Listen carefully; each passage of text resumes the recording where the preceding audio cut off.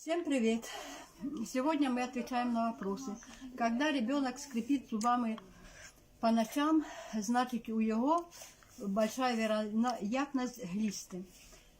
При заражении человека различного вида паразитами, глистами, острицами, солитерами, лямблиями, аскаридами и так далее может появляться кожная аллергия, зуд промежности, псориаз, витилиго, потеря аппетита, депрессия, упадок сил, тошнота, головная боль, нервозность, вплоть до припадков эпилепсии, болезней органов дыхания.